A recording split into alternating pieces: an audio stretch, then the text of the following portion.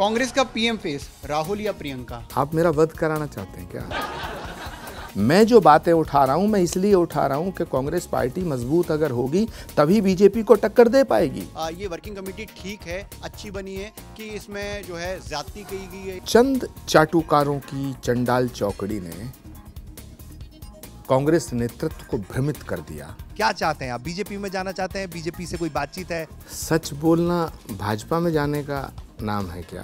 क्या सच में कांग्रेस में दो धड़े हैं, एक प्रियंका गांधी का धड़ा, एक राहुल गांधी का धड़ा? राहुल जी की जो टीम है वो अलग है, प्रियंका जी की टीम अलग है। तो फिर आपको कांग्रेस पार्टी की लाइन के साथ ही चलना चाहिए ना, जो राहुल गांधी के पीछे चल रही है। चाहे वो गड्ढे में डाल दे। प्रधानमंत्री नरेंद्र मोदी के रवैये पर आपकी क्या राय है मणिपुर दंगों के संदर्भ में? देखिए, आरोप लगाने को तो मैं लगा दूंगा कि हाँ भाई प्रधानमंत्री की जिम्मेदारी है, प्रधानमंत्री चुप क्यों रहे, प्रधानमंत्री बोलते क्यों नहीं है। जब वो धीरेन्द्र शास्त्री को लेकर आते हैं तो आप कहते हैं कि सीएम शिवराज को भी बुला लिया होता आपने। मैं चुनौती देता हूं धीरेन्द्र शास्त्री जी से, कहो कि वो कह दें कि अगला मुख्यमंत्री कमलनाथ होगा। आप बातों से और कपड़ों से कांग्रेसी नहीं लगते हैं, ऐसा बहुत सारे लोगों ने कहा है। तो कांग्रेसी कौन से कपड़े पहनते हैं? कांग्रेस को लगभग आप अटैक कर रहे हैं और बीजेपी को कहीं ना कहीं आप डिफेंड करते हुए दिखाई दे रहे हैं। महीनों से चिल्ला रहे थे, 1 घंटा नहीं सुना गया प्रधानमंत्री को। सुनते और उनका विरोध करते। कांग्रेस के कैंपेन में शुरुआत से ही प्रियंका गांधी सबसे ज्यादा नजर आ रही है। राहुल गांधी की एंट्री अभी तक मध्य प्रदेश में नहीं हुई है। मैं आपको सलाह देता हूँ, प्रियंका गांधी जी को ज्यादा आप उनका नाम मत लो, वरना कांग्रेसी आपके भी शत्रु हो जाएंगे। कन्हैया कुमार से कोई आपकी पर्सनल अदावत है? मैं कभी उनसे मिला नहीं। 2024 में कांग्रेस की क्या संभावना है आप देख रहे हैं यूपी में? बंजर भूमि है, खोदेंगे, उसे पानी देंगे, बीज डालेंगे। पेश बघेल है, उन्होंने एक योजना की शुरुआत की, वो भी बजरंग बली के नाम पे योजना की शुरुआत की। राम नाम की लूट है, लूट सके तो लूट, अंत समय पछताएगा जब प्राण जाएंगे छूट। कांग्रेस का वर्तमान विचार क्या है, सेंटर या लेफ्ट? कुछ लोग हैं जो कांग्रेस को वामपंथ के रास्ते पे ले जाना चाहते हैं, जिस पर मैंने भी सवाल किया है। एक शेर आपके लिए आपकी नजर करना चाहता हूँ। कुछ इस तरह से किया उसने मेरे जख्म का इलाज, कि मरहम भी लगाया तो कांटे की नोक से। नमस्ते, मैं अविचल दुबे न्यूज़ तक के मंच पर आपका इस्तकबाल करता हूं। हमारे ब्रज में एक कहावत है, बीती ताही विसार दे आगे की सुध ले, यानी कि बीती बातों को भूल जाओ और आगे की अब चीज़ों को ध्यान में रखकर काम करो। दरअसल कांग्रेस पार्टी भी कुछ इसी कॉन्सेप्ट पर काम कर रही है कि जो पीछे छूट गया उसे जाने दिया जाए और अब नए तरीके से कांग्रेस की रचना की जाए। लेकिन ये रचना कई बार कुछ लोगों को बहुत अच्छी लगती है, कुछ लोगों को उसमें कुछ कमी बेसी नज़र आती है। तो जिनको कमी बेसी नज़र आ रही है उनमें आचार्य प्रमोद कृष्णम हैं, जो आज हमारे इस मंच पर हमारे मंचासीन अतिथि हैं। आपका बहुत बहुत स्वागत है आचार्य जी। और सबसे पहले जो सवाल है वो सीधे तौर पर ही कर लेता हूँ कि CWC में जो 39 जो नंबर्स आए, यानी कि 39 लोगों का सिलेक्शन हुआ है, उसमें आपका नाम नहीं है। वो आपकी एक भयंकर खींच की तरह दिख रहा है। मैं ऐसा इसलिए सिर्फ नहीं कह रहा हूं क्योंकि ये कहने भर के लिए आप कई बार इस बात का जिक्र करते हैं कि कांग्रेस में ज़बरदस्त लोकतंत्र है, इसलिए ये इजाज़त मिलती है कि अपनी बात को रखा जा सके। देखिए दुबे जी, पहली बात तो ये है कि आपने बड़े सवालों के तीर छोड़ दिए, वो भी जहर में बुझे हुए, जो भीतर तक घायल कर देंगे। लेकिन आपका पहला सवाल इसलिए गलत है कि आपने कहा कि ये खीज है, वर्किंग कमेटी में नहीं आने की खीज है। तो मेरे चेहरे से लगता है मैं खिजा हुआ हूँ, मैं तो मुस्कुरा रहा हूँ। दूसरी बात यह है कि वर्किंग कमेटी में किसको लिया जाए किसको ना लिया जाए, ये वाकई कांग्रेस प्रेसिडेंट का एक विशेष अधिकार है। लेकिन 2019 में जब राहुल गांधी जी ने इस्तीफ़ा दिया था, तो राहुल गांधी जी ने इस्तीफ़ा देते वक्त ये कहा था कि कांग्रेस का अगला अध्यक्ष गांधी परिवार से नहीं होगा और इलेक्शन से होगा। राहुल गांधी जी के जिस फैसले का स्वागत किया जाना चाहिए था, उसका मजाक बना। क्यों बना? क्योंकि उस समय की जो वर्किंग कमेटी है और जो उस समय की वर्किंग कमेटी थी, जो आज की वर्किंग कमेटी है, इसमें आधे से ज़्यादा लोग वही हैं।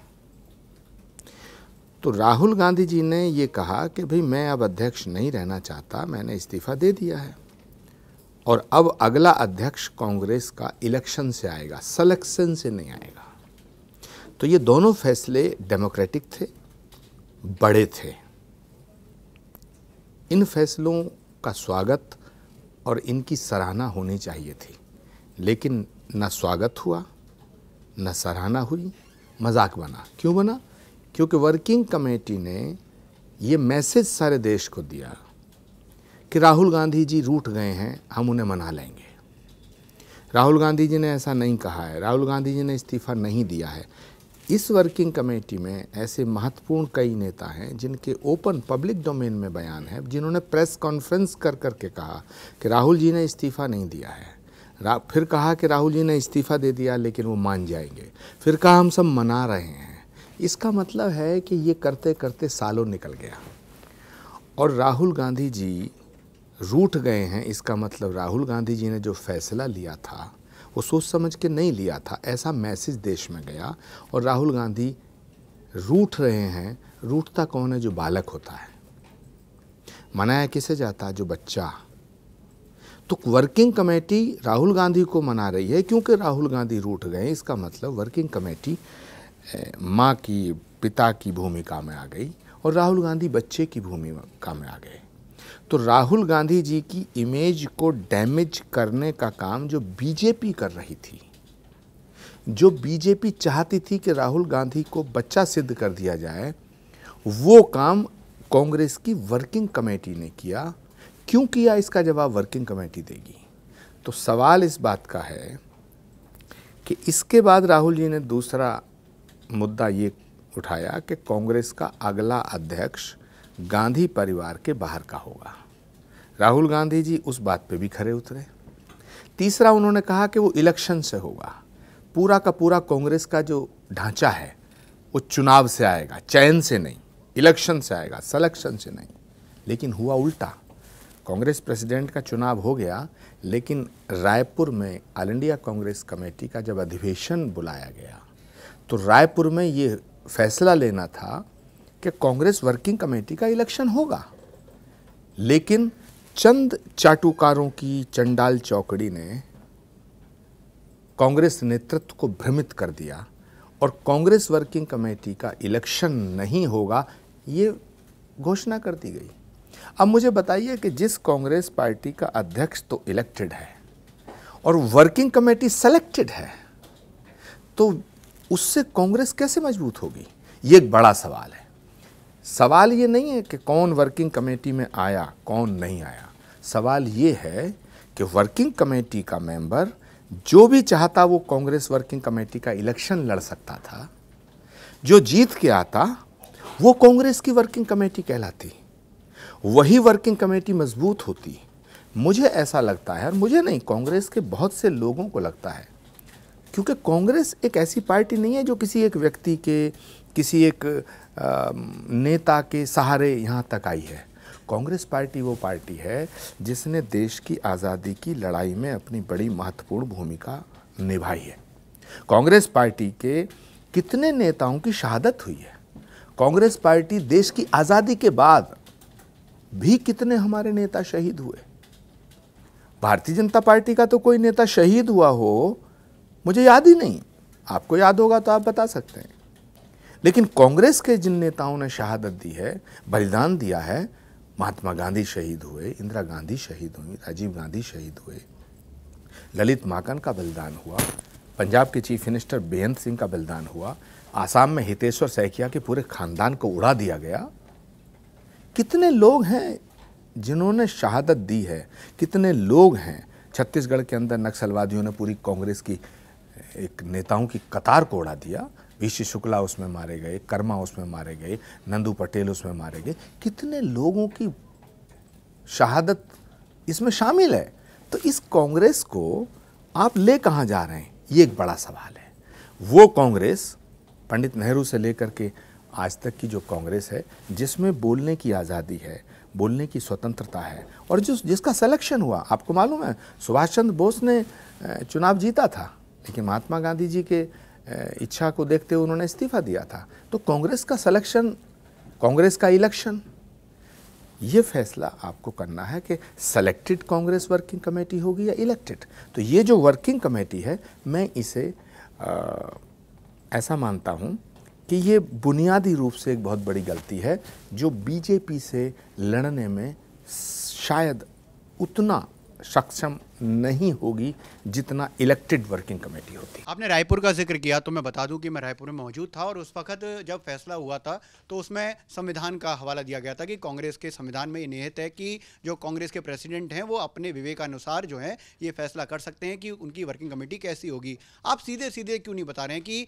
ये वर्किंग कमेटी ठीक है, अच्छी बनी है, कि इसमें जो है ज्यादती की गई है, या फिर जो आपने जो बात की थी कि एक साधु संतों को हम जिस तरीके से देखते हैं तो समाज को आईना दिखाते हैं, तो आप पार्टी को आईना दिखा रहे हैं, तो कुछ धुंधला क्यों दिखा रहे हैं? साफ बता दीजिए कौन वो 4 लोग हैं जो अपने हिसाब से काम कर रहे हैं, चाटुकारिता कर रहे हैं, कौन वो लोग हैं जो वामपंथ की तरफ ले जा रहे हैं? इसमें बताने में क्या हर्ज है जब इतना बोल ही रहे हैं आप? मैं ये कहना चाह रहा हूँ कि इतिहास के पन्नों को पलट के देखिए। जब रायपुर का अधिवेशन हुआ था उसमें हम लोगों ने ऑफिशियली ये मांग की थी कि कांग्रेस वर्किंग कमेटी का चुनाव हो। मेरे ट्वीट्स भी आप देख सकते हैं। शशि थरूर जी भी चाहते थे, मनीष तिवारी भी चाहते थे, और राशिद अल्वी भी चाहते थे, सचिन पायलट भी चाहते थे। ऐसे बहुत नेता हैं जो ये चाहते थे कि कांग्रेस की वर्किंग कमेटी का इलेक्शन हो, क्योंकि जब कांग्रेस की वर्किंग कमेटी का इलेक्शन ही नहीं होगा तो फिर पूरा इलेक्शन प्रोसेस क्यों? ये बड़ा सवाल है। तो ये सवाल आप मुझसे मत करिए, ये सवाल उनसे करिए जिन्होंने ये फैसला होने से रोका। सवाल तभी कर पाऊंगा ना जब मुझे पता चलेगा वो 4 में से कौन लोग हैं। मतलब सवाल तो तब करूंगा ना मैं, मुझे पता तो चले। और सचिन पायलट अब चाहते हैं क्या इलेक्शन हो? नहीं, सचिन पायलट आज चाहेंगे इस बात को? वो कांग्रेस वर्किंग कमेटी में चले गए हैं सिलेक्शन से ही। सचिन पायलट आज क्या चाह रहे हैं, क्या चाहेंगे, इसका जवाब सचिन पायलट देंगे। उस समय हम सब चाहते थे कि कांग्रेस पार्टी का इलेक्शन होना चाहिए। यदि इलेक्शन नहीं हो रहा था तो रायपुर अधिवेशन की ज़रूरत क्या थी? वो तो दिल्ली में बैठ के एक प्रेस रिलीज जारी हो जाती कि सारे अधिकार कांग्रेस प्रेसिडेंट को दिए गए हैं, कांग्रेस प्रेसिडेंट को बहुत अधिकार है। लेकिन फिर इलेक्शन का जो प्रोसेस है इस पर सवालिया निशान खड़ा होता है ना। तो बजाय इसके कि आप मेरी बात का समर्थन करें सच्चाई के आधार पर, आप उल्टा मुझे ही मुजरिम ठहराना चाहते हैं। नहीं, मैं सिर्फ इतना पूछ रहा हूँ कि वो वामपंथ की तरफ ले जाने वाले लोग कौन हैं? टुकड़े टुकड़े गैंग वाले लोग कौन हैं? नाम लेने में भी कोई हर्ज नहीं होना चाहिए। नहीं, अगर हर्ज होता या कोई तो आपने लिया क्यों नहीं अभी तक? सारी दुनिया जानती है, आप भी जानते हैं। मैं नहीं जानता, मैं नहीं जानता, मैं बहुत क्लैरिटी से बता रहा हूँ, मैं नहीं जानता वो नाम। आप नाम नहीं जानते, इस विषय पे इतना गंभीरता से आप मुझसे झगड़ा कर रहे हैं। अरे साहब, कैसे मैं झगड़ा कर लूँगा? मैं कैसे झगड़ा कर लूँगा? मेरी क्या बेसात की मैं झगड़ा करूँ आपसे? आप नाम जानते हैं इसीलिए कह रहे हैं। नाम जानना चाहता हूँ, बहुत ही मेरी क्रेविंग हो रही है, मैं नाम जानने के लिए बहुत उत्सुक हूँ, आप समझ लीजिए। तो आज मैं खाना नहीं खाऊं और नाम जान लूं, बस इतना चल जाएगा। भारत के टुकड़े करने वाले, नारा लगाने वाले कौन लोग हैं जो वर्किंग कमेटी में लिए गए हैं? कांग्रेस में रहकर कांग्रेस का इतना विरोध, उसके बाद भी आप बीजेपी के लिए इतने उपयोगी साबित नहीं कर पा रहे हैं अपने आप को कि आपको बीजेपी अपने यहाँ बुला ले और कोई पद ऑफर कर दे, राज्यसभा भेज दे, आपको कहीं भेज दे। तो ये हल्का कट्टरवाद बीजेपी के काम का नहीं आता है। बीजेपी को पूर्ण कट्टरवाद चाहिए। तो कांग्रेस में रह के आप हर सत्ताधारी दल, जहां भी सत्ता में है कांग्रेस, मुख्यमंत्रियों का विरोध कर रहे हैं आप, जो मुख्यमंत्री संभावित है उनका विरोध कर रहे हैं आप। क्या चाहते हैं आप? बीजेपी में जाना चाहते हैं? बीजेपी से कोई बातचीत है, या बीजेपी ने आपको कहा है कि करते रहो, चुनाव आएगा तो बुला लेंगे आपको अपने पास? सच बोलना भाजपा में जाने का नाम है क्या? अगर कोई सच बोल दे तो वो भाजपा में जा रहा है, पहली बात। दूसरी बात, यदि बलात्कार बीजेपी शासित राज्य में हो तो वो गलत है और कांग्रेस शासित राज्य में हो तो सही है। अगर भ्रष्टाचार बीजेपी की सरकार करे तो हम कहें ये भ्रष्टाचार है, और कांग्रेस की सरकार में भ्रष्टाचार हो तो हम चुप हो जाएं। अडानी देश को लूट रहा है, पूरे देश में राहुल जी कह रहे हैं, हम कह रहे हैं, लेकिन जहाँ जहाँ कांग्रेस की सरकार है वहाँ अडानी को अपनी गोद में बैठाया जा रहा, हम चुप हो जाएं। राजस्थान के अंदर अडानी को हज़ारों एकड़ ज़मीन दी गई। अगर अडानी देश का गद्दार है, देश को लूट रहा है, तो उसको ज़मीन क्यों दे रहे हो? ये बहुत से सवाल हैं। अगर उत्तर प्रदेश में हत्या हो तो हम बोलें, और हमारी सरकार जहाँ राजस्थान है वहाँ अगर नासिर और जुनैद की हत्या हो जाए बर्बरता से तो हम चुप रहे हैं। ये कहाँ का सेकुलरिज्म है? कन्हैया का जो गला काटा गया, एक बेचारा गरीब आदमी दर्जी, उसको कितनी बर्बरता से उसकी हत्या की गई, जबकि वो कई दिन पहले से पुलिस में शिकायत कर करके अनुरोध कर करके अपने लिए सिक्योरिटी मांग रहा था। इसका जिम्मेदार कौन है? तो ये प्रश्न ये उठता है कि यदि मैं सवाल करता हूँ और सवाल वो करता हूँ इस देश के इंटरेस्ट में करता हूँ, in the interest of nation, अगर कोई बात करता हूँ तो उसे आप भाजपा से क्यों जोड़ना चाहते हैं, कांग्रेस से क्यों जोड़ना चाहते हैं? मैं आपको बता देना चाहता हूँ, हिंदुओं को गाली देने का नाम सेकुलरिज्म नहीं है और मुसलमानों को गाली देने का नाम हिंदुत्व नहीं हो सकता है। यदि परमात्मा है तो सबका है, ये भारत है तो ये सबका है। सही बात कहना अगर गुनाह है तो मैं गुनाहगार हूँ, मुझे सूली पे लटका दीजिएगा। जब मैं ये कहता हूँ कि पैगंबर मोहम्मद जितना मुसलमानों के हैं उतना हमारे भी हैं, तो बीजेपी कहती है आचार्य प्रमोद कृष्णम तो मौलवी हो गए, मुल्ला हो गए। और जब मैं कहता हूँ कि कन्हैया की हत्या करना गलत है, इस्लाम के नाम पर निर्दोष लोगों को AK-47 से भूनना गलत है, जब मैं कहता हूँ कि ये अल्लाहू अकबर का नारा लगाकर गला काटना गलत है, तो आप कहते हैं कि मैं बीजेपी में जा रहा हूँ। ये कौन सा सेकुलरिज्म है? आप महात्मा गांधी से बड़े सेकुलर हो गए हैं क्या? महात्मा गांधी की हर सभा की शुरुआत होती थी रघुपति राघव राजा राम पतित पावन सीताराम। क्या महात्मा गांधी भाजपा के थे? वंदे मातरम का नारा भारत को आज़ाद कराने के लिए जिस देश के क्रांतिकारियों ने दिया, क्या वो भाजपा ही थे? भाजपा का तो जन्म भी नहीं हुआ था तब। क्या भगवा भाजपा का है? क्या भारत माता की जय का नारा भाजपा का है?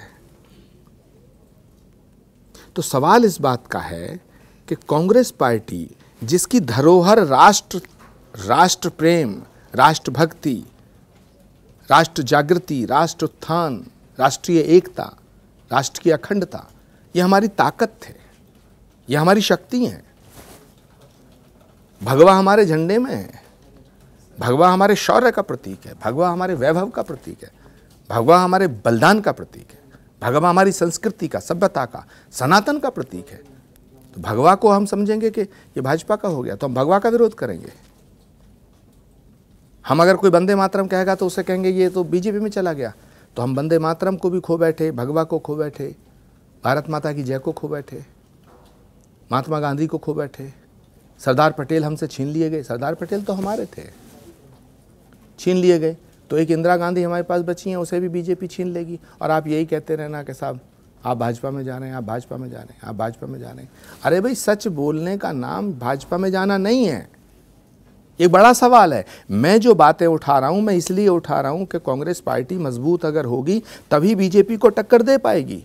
अब आप वंदे मातरम का विरोध करेंगे, हिंदुत्व का विरोध करेंगे, भगवा का विरोध करेंगे, हिंदू संतों का विरोध करेंगे, गाय का विरोध करेंगे, गायत्री का विरोध करेंगे। सोचो, जो लोग गीता प्रेस को गाली देते हैं वो कांग्रेस के वर्किंग कमेटी में बैठ गए, तो देश में मैसेज क्या जाएगा?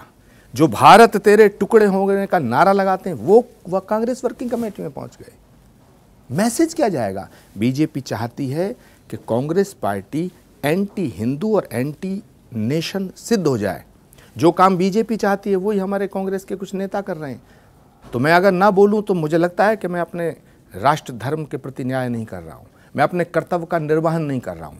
मुझे बोलना चाहिए, फैसला लेना उनका काम है। मैंने बोला, मैं आज भी बोल रहा हूं।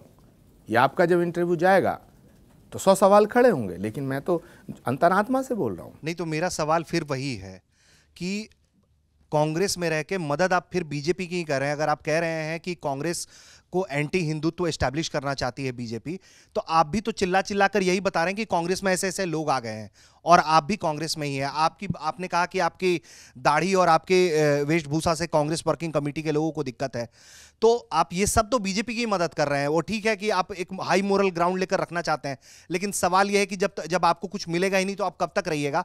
और एक और सप्लीमेंट्री सवाल इसी में है कि कांग्रेस कब छोड़ रहे हैं आप? साफ साफ बताइएगा, ईमानदारी से बताइएगा। संत हैं तो कम से कम सच्चाई जो है वो दिखावे के लिए नहीं, सच्चाई जो है वो बताइए आप। मैं सच ही बोलता हूँ। अगर मैं सच ना बोलता तो आप मुझे बुलाते थोड़े ही। आपने मुझे आमंत्रित किया है, ये इस बात का प्रमाण है कि मेरे हृदय में सच है और मैं सच बोलने से डरता भी नहीं हूँ। मैं ये भी नहीं मानता कि सच पराजित नहीं होता, परेशान होता है। मैं ये मानता हूँ ना सच पराजित होता है ना सच परेशान होता है। और आपके सवालों से भी मैं विचलित नहीं हूँ। सवाल तीखे हैं, कड़वे हैं, लेकिन मैं उन सवालों से नज़र नहीं बचाऊंगा। पहला सवाल आपका है कि आप बीजेपी की मदद कर रहे हैं। मैं बीजेपी की मदद नहीं कर रहा, मैं चेता रहा हूँ, चेतावनी दे रहा हूँ, मैं जगा रहा हूँ। साधु का काम क्या होता है? दरवाजे पर दस्तक देना, अलग जगाना। उठ जाग मुसाफिर भोर भई, अब रैन कहाँ अब सोवत है। अब नहीं उठो तो मेरा क्या कसूर? मैं दरवाजे पर दस्तक ही तो दूंगा। तुम्हारे चद्दर पकड़ के खींचने थोड़ी आऊँगा तुम्हारे बेडरूम में। मैं दस्तक दे रहा हूँ, मैं जगाने की कोशिश कर रहा हूँ। और ये बड़ी विचित्र बात है, विडंबना है। ये तो मेरा भाग्य की विडंबना है या कांग्रेस के भाग्य की विडंबना कि सही को सही कहना, गलत को गलत कहना गलत है क्या? तो मैं तो सही को सही कह रहा हूँ। आप कह रहे हैं अगर घर में कोई काम गलत हो रहा तो उसको आप देखते रहेंगे। घर का कोई बच्चा गलत रास्ते पे जा रहा, उसे आप रोकेंगे नहीं, टोकेंगे नहीं। तो कांग्रेस पार्टी के अंदर अगर कुछ नेता वामपंथ के रास्ते पे कांग्रेस पार्टी को ले जाना चाहते हैं, हिंदू धर्म के विरोधी होने का ठप्पा लगाना चाहती है बीजेपी कांग्रेस पर, जो ठप्पा बीजेपी लगाना चाहती है वही तुम लगवाना चाहते हो, कैसे लड़ोगे बीजेपी से? ये मेरा सवाल है। मेरा सवाल ये नहीं है, मेरा विषय ये नहीं है कि बीजेपी में कब जाओगे, बीजेपी से कब आओगे, मुझ पे क्या है, मुझ पे है क्या। सवाल आचार्य प्रमोद कृष्णम का नहीं है, सवाल है किसी एक नेता का नहीं है, सवाल इस देश का है और देश को आज़ाद कराने वाली इस कांग्रेस का है। तो अगर वो कांग्रेस पार्टी जो महात्मा गांधी के रास्ते पे चली, वो कांग्रेस पार्टी जो इंदिरा गांधी के रास्ते पे चली, वो कांग्रेस पार्टी जो पंडित नेहरू के रास्ते पे चली, वो कांग्रेस पार्टी जिसने इतने बलिदान दिए हैं, उस कांग्रेस पार्टी पे आज बीजेपी की हिम्मत कैसे हो जाती है ये लगाने का कि तुम देश के खिलाफ हो? कोई तो कारण होगा। भाजपा ये कहने की हिम्मत करती है, भाजपा ये कहने का साहस कैसे करती है कि कांग्रेस पार्टी एंटी नेशन है? वो इसलिए कर पाती है कि जो लोग भारत के टुकड़े होने का नारा लगाते हैं उन्हें आप ऊंचे पदों पे बैठाते हो, इसलिए वो इसलिए कर पाती है। भारत के सुप्रीम कोर्ट के आदेश पर सैकड़ों सालों की लड़ाई के बाद श्री राम जन्मभूमि के मंदिर का निर्माण हो रहा है। क्या राम जन्मभूमि का मंदिर भाजपा का है? कांग्रेस का कोई बड़ा नेता आज तक रामलला का दर्शन करने क्यों नहीं गया? तो सवाल खड़ा होता है कि कांग्रेस राम मंदिर के फैसले से खुश नहीं है। पॉलिटिक्स जो है परसेप्शन का खेल है महाराज, और ये परसेप्शन बनता जा रहा है। तो ये परसेप्शन ना बने कि कांग्रेस हिंदू विरोधी है, ये परसेप्शन ना बने कांग्रेस एंटी नेशन है। मैं कांग्रेस पार्टी के वरिष्ठ नेताओं को, शीर्ष नेतृत्व को व्यक्तिगत रूप से भी कई बार मैं बात कर चुका हूँ। उदयपुर चिंतन शिविर था, उसमें पॉलिटिकल अफेयर्स कमेटी की बैठक हो रही थी, मैं उसमें शामिल था। उसमें सोनिया जी भी, उसमें प्रियंका जी भी, कमलनाथ जी भी, खड़गे जी भी, भूपेश बघेल जी भी, गुलाम नबी आज़ाद, तब गुलाम नबी आज़ाद कांग्रेस पार्टी में थे। मैं एक वर्किंग कमेटी में था ही नहीं, तो मैं नहीं आया तो उसमें मेरी क्या नुकसान? मैं तो था नहीं। क्रोधित तो वो होता है जिसका कुछ हो और वो छिन जाए। मैं तो कल भी फकीर था, आज भी फकीर हूं। मैं अकेला हिंदू धर्मगुरु हूं संभवतः जो एक्टिव पॉलिटिक्स में होते हुए भी कांग्रेस के साथ हूं। यदि मुझे कांग्रेस छोड़नी होती या कांग्रेस की मुखालफत करनी होती, कांग्रेस कमजोर करनी होती, मुझे भाजपा में जाना होता, तो पूछिए ना बीजेपी के बड़े बड़े नेताओं से। मुझसे तो सब मिलते हैं। 2013 में भी मुझे कहा था कि आप एक अच्छे वक्ता हैं, एक अच्छे इस्टेब्लिश संत हैं, कल की पीठ के पीठाधीश्वर हैं, आपको बीजेपी के साथ होना चाहिए। और बीजेपी में होने का मतलब ये नहीं है कि कोई गुनाह हो गया। कांग्रेस में होने का मतलब, मैंने तब ये कहा था कि किसी हिंदू संत का कांग्रेस के साथ खड़ा होना गुनाह थोड़ा ही है। लेकिन मैं आपसे ही सवाल करता हूं कि यदि बीजेपी में मैं चला भी जाऊंगा तो क्या पाप हो जाएगा? लेकिन आपकी जानकारी के लिए बता दूं, अभी नहीं जा रहा हूं। आचार्य जी, आपने अभी परसेप्शन की बात की। परसेप्शन ये भी बन रहा है कांग्रेस को लेकर, और कई जगह खबरें भी छपती हैं, कुछ लोग ओपिनियन में भी लिखते हैं कि कांग्रेस में दो धड़े हैं, एक प्रियंका गांधी का धड़ा है, एक राहुल गांधी का धड़ा है। और आपको प्रियंका गांधी के धड़े से जोड़कर देखा जाता है। बीते दिनों आपने प्रियंका गांधी को प्राइम मिनिस्टर कैंडिडेट बनाने की भी बात कही, और जिन लोगों को राहुल गांधी के धड़े से जोड़कर देखा जाता है उन लोगों को ही वामपंथी कहा जाता है, जिस पर आप सवाल उठा रहे हैं। तो इस पर क्लैरिटी चाहूँगा कि क्या सच में कांग्रेस में दो धड़े हैं, एक प्रियंका गांधी का धड़ा, एक राहुल गांधी का धड़ा, या फिर कहें तराजू के दो पलड़े हैं, एक प्रियंका गांधी और राहुल गांधी, और बीच में जो बैलेंसिंग की सुई है वो सोनिया गांधी हैं? आपका सवाल बड़ा गंभीर है, महत्वपूर्ण है, सारगर्भित है। पहली बात यह है कि मुझे नहीं लगता कि राहुल जी और प्रियंका जी में कोई डिफरेंसेज है, लेकिन ये बात ठीक है कि राजनीति में धड़े होते। राहुल जी की जो टीम है वो अलग है, प्रियंका जी की टीम अलग है, अपने अपने काम करने का तरीका है। प्रियंका गांधी उत्तर प्रदेश की प्रभारी थी। जब पॉलिटिकल एडवाइजर्स बनाने की बात आई तो प्रियंका गांधी जी ने मुझे political adviser to Priyanka Gandhi नहीं बनाया, मुझे सोनिया जी ने बनाया। प्रियंका गांधी जी के पॉलिटिकल एडवाइजर्स काउंसिल में 2 या 3 लोग रखे गए, उनमें एक मैं था, अभी भी हूँ, हटाया नहीं गया है। लेकिन जो दूसरी बात है मैं उस पर बात करना चाहता हूँ कि आप ज़रा बताइए, कांग्रेस छोड़ करके भाजपा में जाने वाले जो लोग हैं वो क्या प्रियंका जी के साथ रहे हैं या राहुल जी के साथ रहने वाले हैं? सिंधिया जी तो राहुल जी के परम प्रिय थे। अशोक तंवर हरियाणा राहुल जी के सबसे ज़्यादा विश्वसनीय थे। जितिन प्रसाद उत्तर प्रदेश में, उन्हें मंत्री बनाया गया। आरपीएन सिंह, सुष्मिता देव, अजय कुमार जो आम आदमी पार्टी में गए, ये सब तो राहुल जी के काफ़ी विश्वसनीय थे, काफ़ी करीबी थे। गुलाम नबी आज़ाद। तो पार्टी छोड़ने वालों में सबसे ज़्यादा राहुल जी के ही प्रिय लोग गए हैं। लेकिन आचार्य जी, सवाल यहाँ पर एक और उठता है कि कांग्रेस पार्टी की अगर वर्किंग देखें, अभी जिस तरह से कैंपेन चल रहा है 2024 को लेकर, राहुल गांधी हमेशा फ्रंट में नज़र आते हैं और कांग्रेस पार्टी उन्हें ही प्रोजेक्ट कर रही है कि वो है फेस कांग्रेस पार्टी का।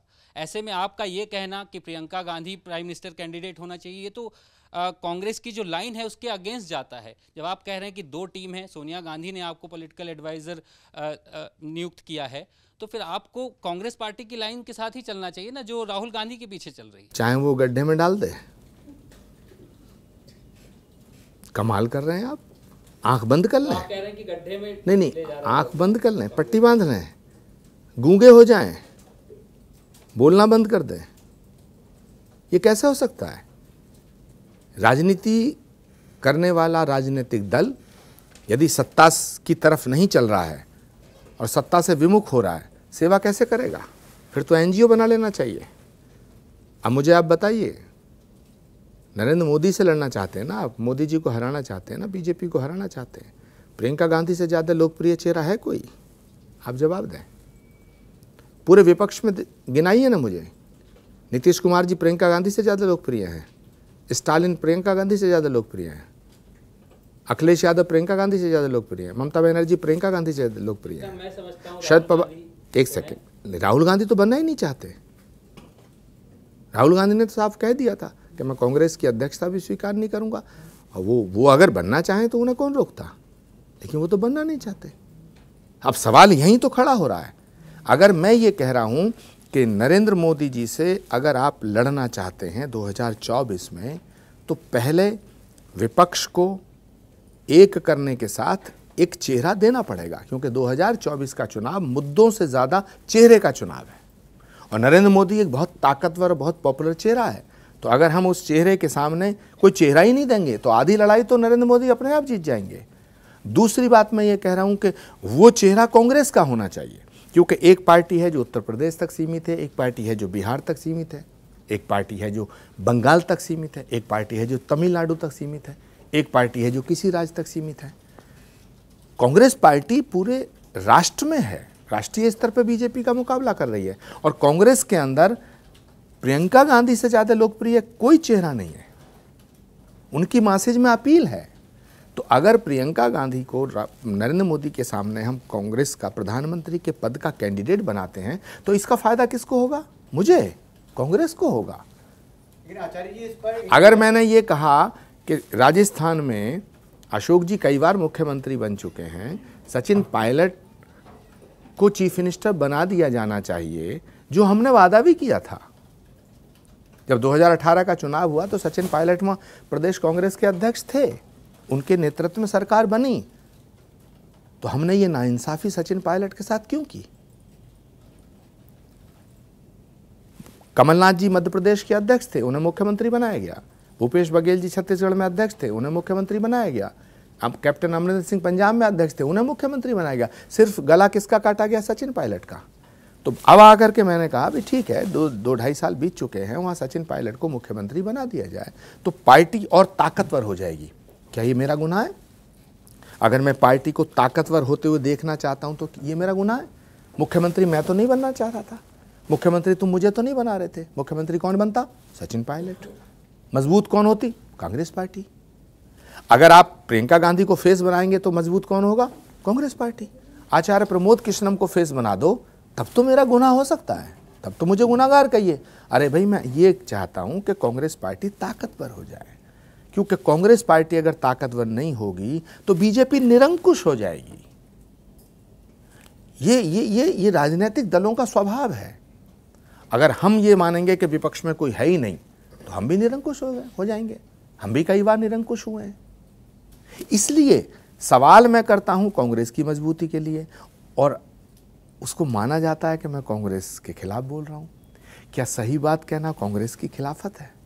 ये तो मेरे भाग्य की बड़ी अजीब विडंबना है। सच बोलना और पार्टी लाइन पे चलना दोनों अलग अलग चीज़ें हैं। मैं सचिन पायलट की आपने चर्चा की तो अभी आपके 2 लेटेस्ट ट्वीट मैंने देखे हैं। एक कल्कि वाले में जो किसी ने ट्वीट किया तो उसको आपने रिट्वीट किया कि बहुत जल्दी कल्कि महाराज चाहेंगे तो ये दिन आएगा, सीएम बनने की जो बात है। उधर आप लगातार उनकी खिलाफत करते हैं गहलोत साहब की। वहाँ अगर मध्य प्रदेश की बात करें तो आप कमलनाथ जी जो पार्टी का चेहरा है और पार्टी ने पिछली बार वो मुख्यमंत्री बने थे, उनकी आप लगातार खिलाफत करते हैं। जब वो धीरेन्द्र शास्त्री को लेकर आते हैं तो आप कहते हैं कि सीएम शिवराज को भी बुला लिया होता आपने, और जब वो उसका विरोध करते हैं कि इनके पेट में क्यों दर्द होता है तो आप बात को थोड़ा उस पर बैलेंस करने की कोशिश करते हैं। तो आप कांग्रेस के हितैषी हैं या फिर सचिन पायलट के हितैषी हैं? मतलब आप व्यक्तिगत किसी पर हितैषी हैं या कांग्रेस के हितैषी हैं? किसको आप आगे ले जाना चाहते हैं? दोनों बातें।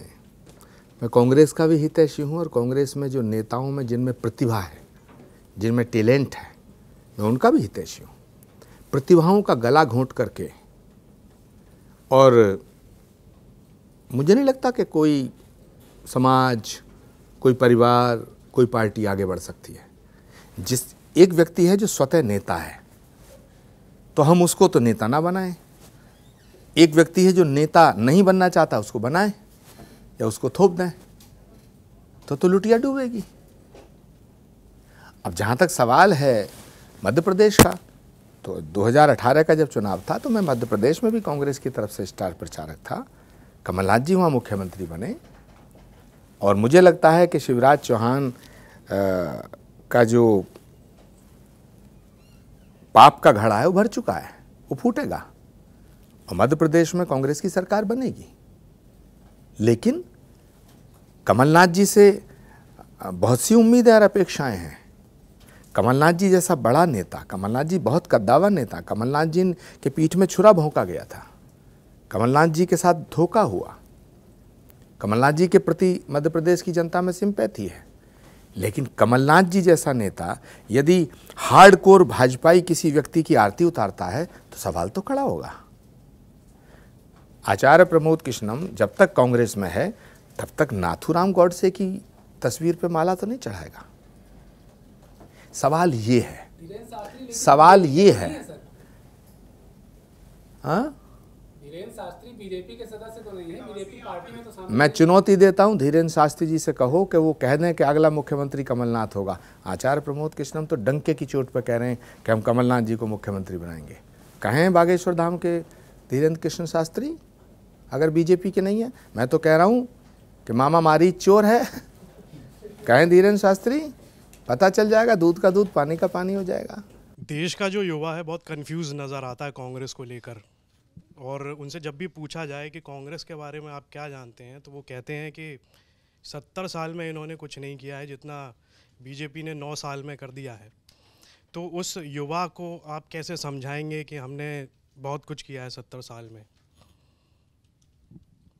और एक और मेरा सवाल है कि आप बातों से और कपड़ों से कांग्रेसी नहीं लगते हैं, ऐसा बहुत सारे लोगों ने कहा है। तो कांग्रेसी कौन से कपड़े पहनते हैं?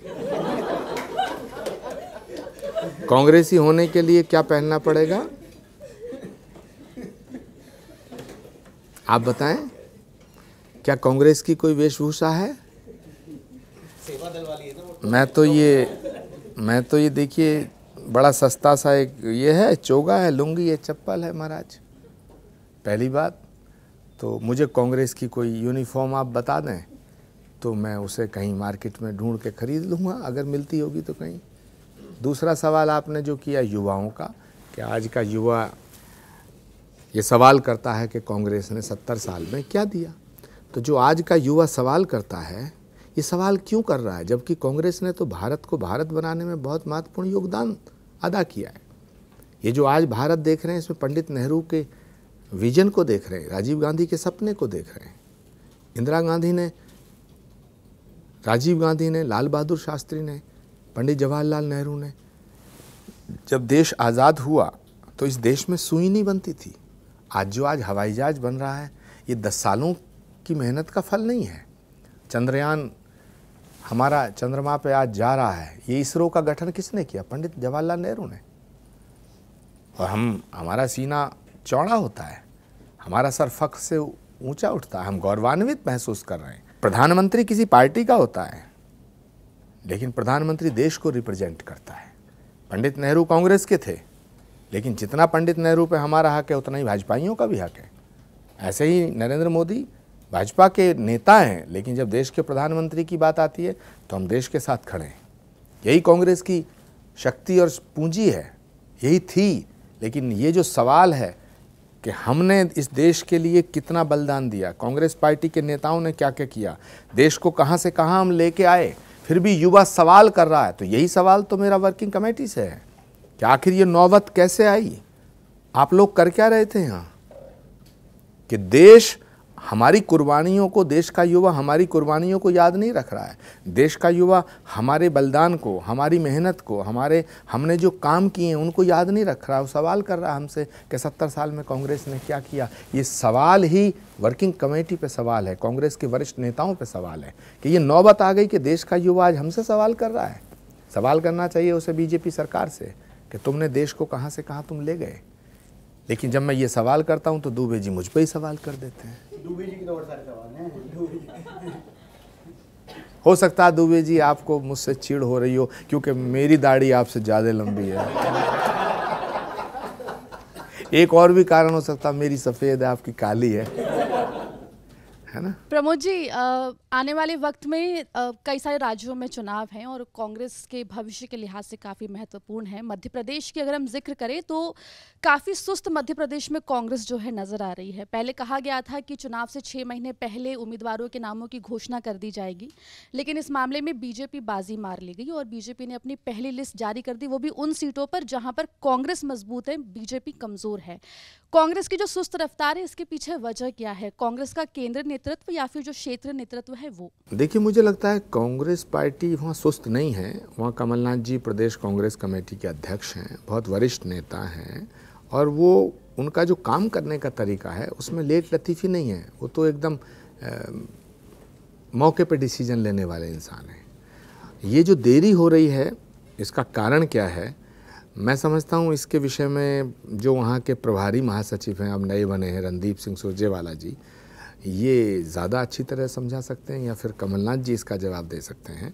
मैं इतना कह सकता हूँ कि कमलनाथ जी के रहते हुए उनकी लीडरशिप में कांग्रेस पार्टी का कार्यकर्ता, कांग्रेस के सभी नेता पूरी शिद्दत के साथ, पूरी मेहनत के साथ, पूरे आत्मविश्वास के साथ चुनाव में उतरने जा रहे हैं और मध्य प्रदेश में हमारी सरकार बनना सुनिश्चित है और कमलनाथ जी एक बार पुनः फिर मुख्यमंत्री बनेंगे, ऐसा हमारा विश्वास है। कांग्रेस के कैंपेन में शुरुआत से ही प्रियंका गांधी सबसे ज्यादा नजर आ रही है। राहुल गांधी की एंट्री अभी तक मध्य प्रदेश में नहीं हुई है।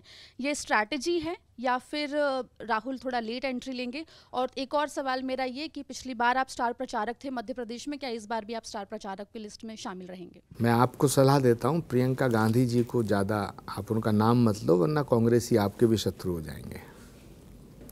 दूसरी बात, कांग्रेस पार्टी वहाँ किन को स्टार प्रचारक रखेगी, किन को नहीं रखेगी, ये कांग्रेस पार्टी का अपना विशेष अधिकार है।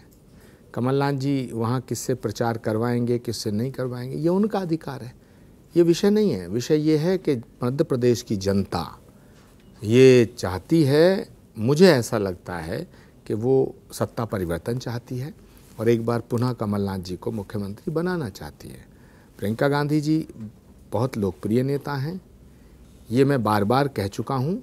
इसी वजह से आधे से ज़्यादा कांग्रेस वाले मुझे अपना दुश्मन समझते हैं। इस बार राजस्थान में भी चुनाव हैं और 2 महीने बाद ही चुनाव है, तो आप जब चुनाव प्रचार करने जाएंगे कांग्रेस के लिए वोट मांगेंगे या सचिन पायलट के लिए वोट मांगेंगे? सचिन पायलट भी तो कांग्रेस के ही हैं। आचार्य जी, आपने एक टीवी चैनल में इंटरव्यू दिया था और उसमें कहा कि सचिन पायलट के साथ में बहुत ही नाइंसाफी हुई है। हाल ही में उन्हें CWC का मेंबर भी बना दिया गया है। अब क्या लगता है, उनके साथ में इंसाफ हुआ है? किसी की गर्दन काट के उसकी सर्जरी कर दो तो गर्दन तो कटी ना। देखिए, सचिन पायलट को 2018 में ही मुख्यमंत्री बनना चाहिए था, मैंने ये कहा।